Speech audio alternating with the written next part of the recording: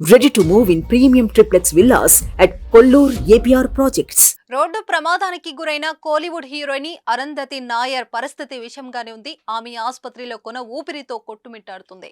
అరుంధతిని రక్షించేందుకు వైద్యులు చేస్తున్న ప్రయత్నాలు కొనసాగుతున్నాయి. ప్రస్తుతం వెంటిలేటర్ పై చికిత్స అందిస్తున్నారు. ఇప్పటికే ఆమె ప్రాణాలకు గ్యారెంటీ లేకపోవడం కుటుంబ సభ్యులు తీవ్ర విషాదంలో కూరుకుపోయారు.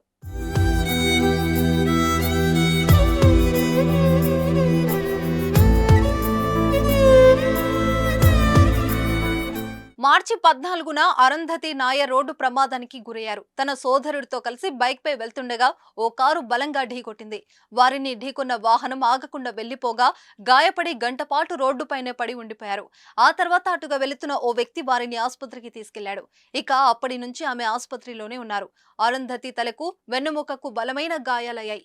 3 నెలల వరకు ఆమె కోలుకోవడానికి టైం పట్టవచ్చని, అప్పటికీ కూడా గ్యారెంటీగా చెప్పలేమని వైద్యులు చెబుతున్నారు.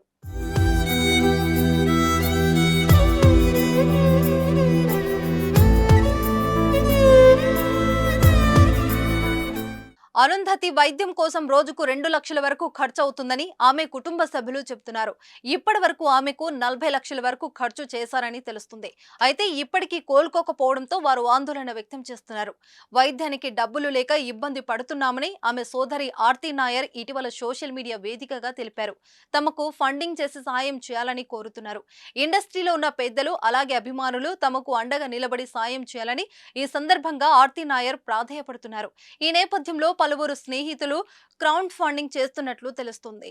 ఇక అరుంధతి నాయర్ 2014లో తమిళంలో వచ్చిన పొంగి ఏలు మనోహర చిత్రంతో నటిగా ఎంట్రీ ఇచ్చింది.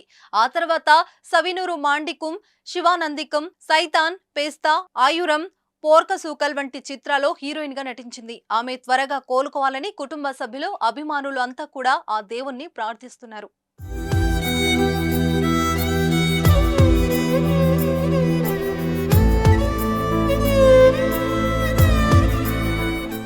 సుమన్ టీవీలో మీ పర్సనల్ అండ్ బిజినెస్ ప్రమోషన్స్ కోసం కింది నెంబర్కి కాంటాక్ట్ చేయండి.